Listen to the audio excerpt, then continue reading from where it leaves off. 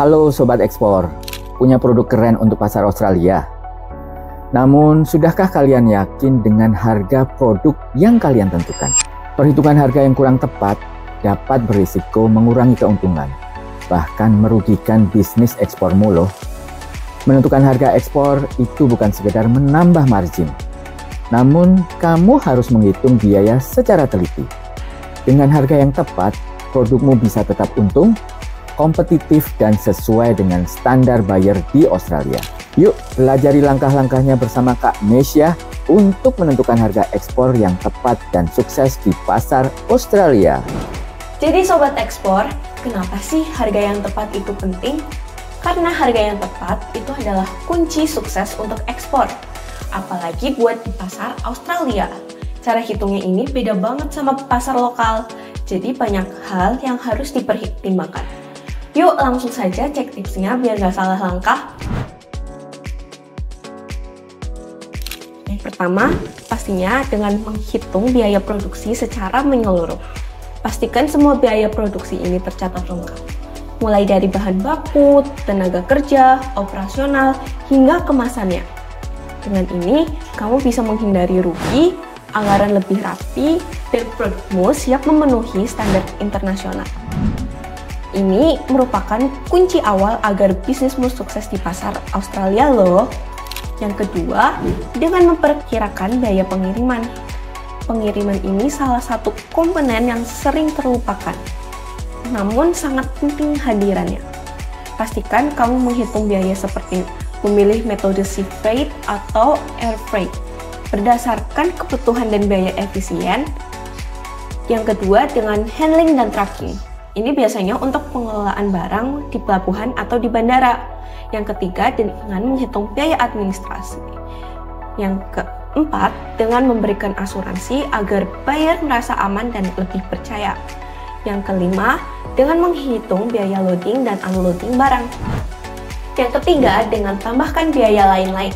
Jangan lupa memperhitungkan biaya tambahan seperti pajak penghasilan dalam negeri atau PPh badan dan biaya promosi yang diperlukan untuk memperluas pasar. Hal ini dilakukan agar strategi penetapan harga pasar lebih akurat dan pastinya menguntungkan. Yang keempat, dengan menentukan margin keuntungan yang tepat. Setelah semua biaya terdata, tentukan margin keuntungan yang ingin kamu capai. Sesuaikan margin dengan nilai produk dan kondisi pasar agar tetap kompetitif tanpa merugi. Pertimbangkan total biaya produksi, nilai dan kualitas, kondisi pasar, dan daya beli buyer di Australia. Yang kelima, menggunakan kalkulator harga ekspor. Perhitungan manual kadang-kadang masih kurang akurat.